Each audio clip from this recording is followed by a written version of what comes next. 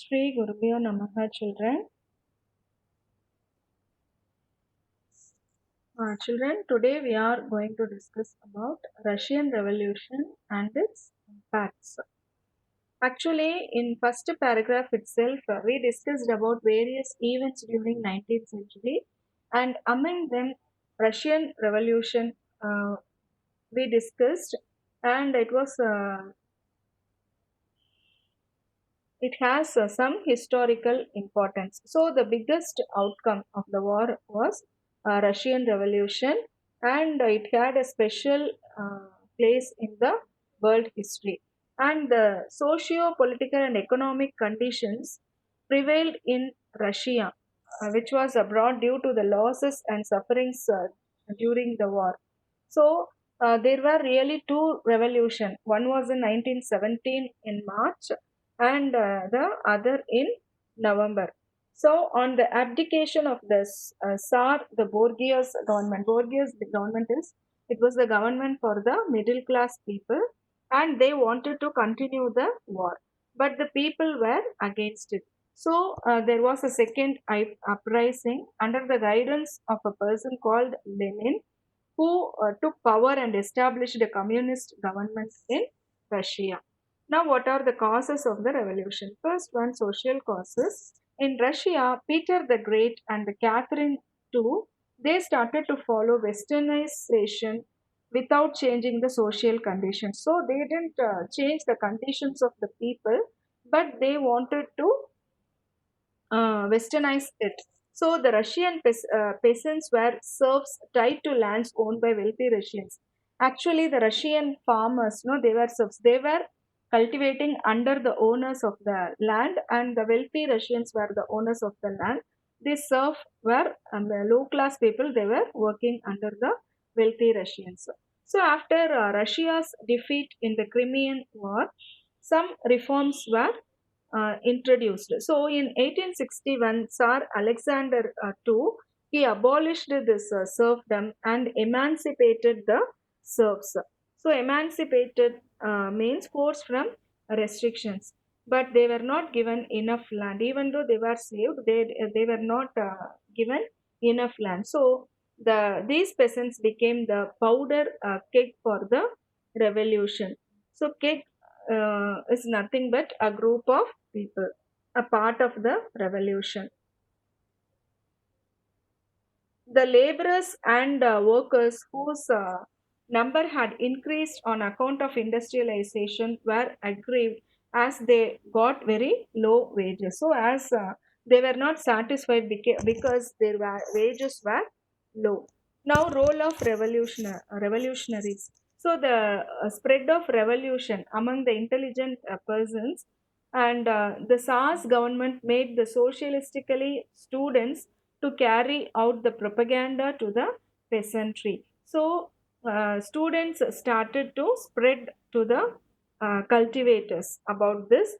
So, in course of time, these students disillusioned with the outcome of their work with the peasants. So, they give their information.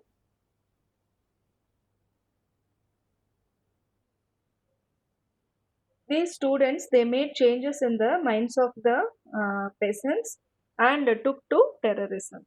So the revolutionary forces swelled means it increased with many minority groups of people also started to join the revolution.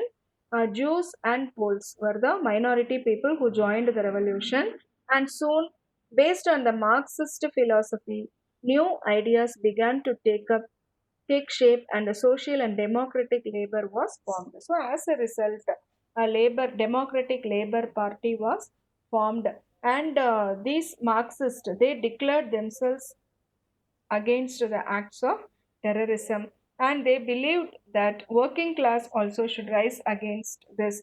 So only by through that mass action something they can achieve. Now, autocracy of the Tsar Nicholas II, you can see the him in the picture of Romanov dynasty, had little experience of government.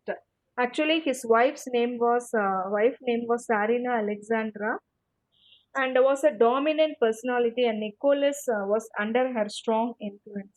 Actually, Nicholas was under the governance of his wife. She was dominant in character. She had a strong influence on him. So Nicholas mistrusted.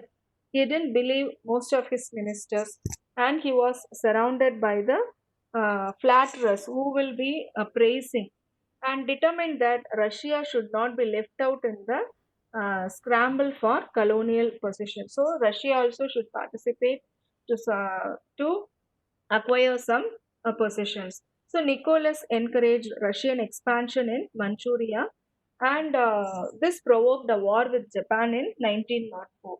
So in previous paragraph, we discussed about this Russo-Japanese war, isn't it? So this resulted in strikes and riots. So on 23rd January, Father Gapon, he was a priest. He organized a march of men, women, and children on the Tsar's Winter Palace in St. Petersburg, and he demanded a national assembly and agrarian and industrial reforms. So, but police and soldiers fired the procession. Hundreds were killed and many thousands wounded. So, the events of this day, it is also known as Bloody Sunday, led to riots and strikes.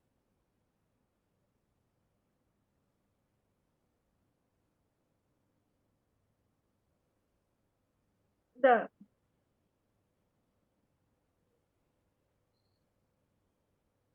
okay.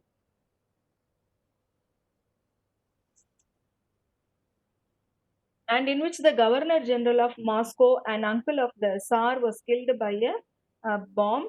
Nicholas was forced to grant a constitution. Actually, the priest and his fellow beings, those who involved in the revolution, they demanded, isn't it? So, at last, Nicholas he was forced to frame a constitution and establish a parliament called Duma. So, this was no longer satisfactory to the left-wing parties that formed a Soviet Council of Workers' Delegates in St. Petersburg, led by Trotsky. But it didn't satisfy a group of people under Trotsky. So similar Soviets were set up in other cities also.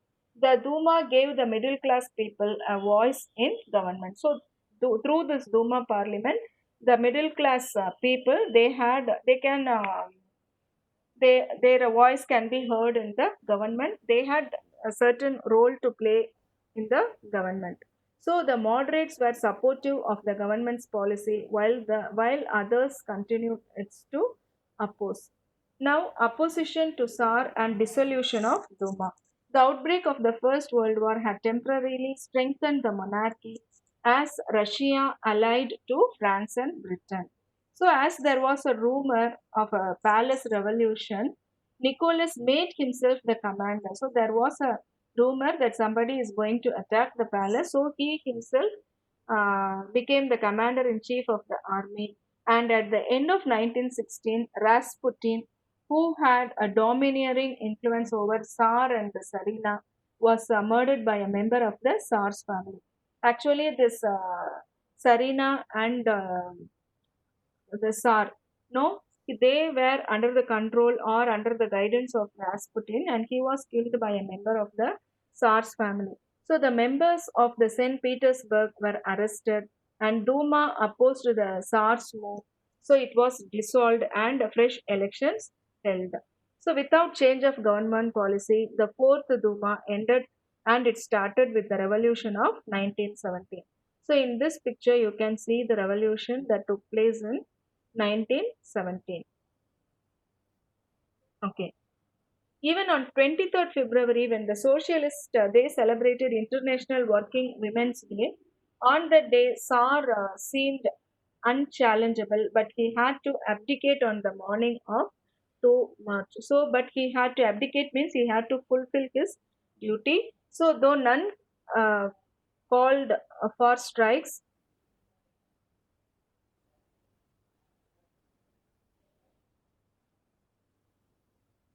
so they were fear of that militant action. The bread shortages among women textile workers, many with husbands in the army, forced them to go on strike. So women, those who were working in textile factories, they were also involved in the riot, involved in, they were forced to participate in the strike, and they have to march through the factory areas of Petrograd, the capital of the Russian Empire.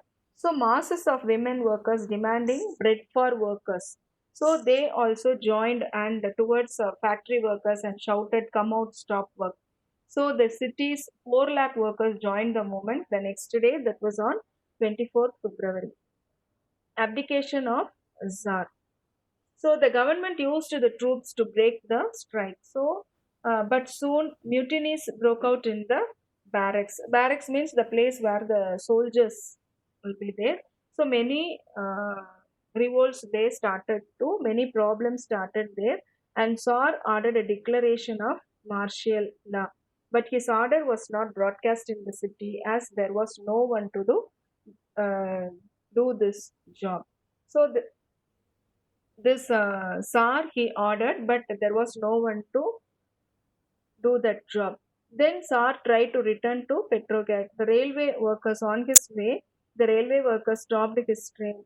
The generals at the front and some leaders in Petrograd, frightened by these developments, pleaded with the Tsar to abdicate. So these people they got frightened on seeing the revolts, mutinies, and all. So they requested Tsar to fulfill. On 15th March, Nicholas II also abdicated. He also uh, agreed to fulfill. Provisional government. There were two parallel bodies to take on government function. One was bourgeois politicians. Bourgeois politicians means that government will be working for the middle class people of state Duma, comprising propertied class. On the other hand, there were workers delegates.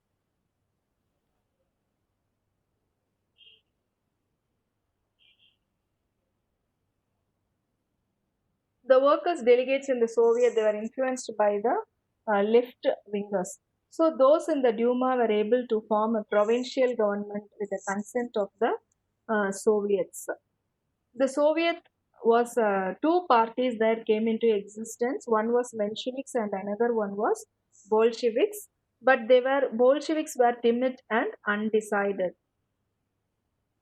Failure of provisional government. Lenin, he was in Switzerland when the revolution broke out, and he wanted to continue the revolution, and his slogan was "All power to the Soviets," soon won over the workers' leaders.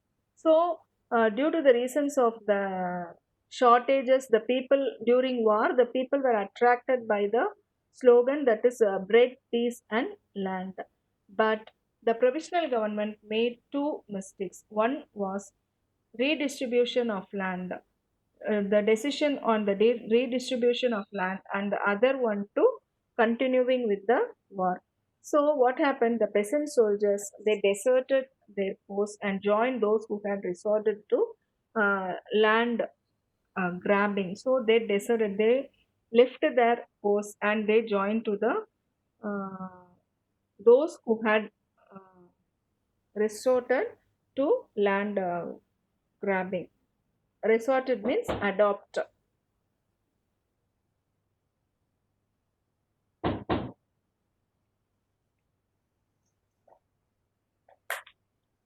Children, tomorrow we will continue this. Thank you.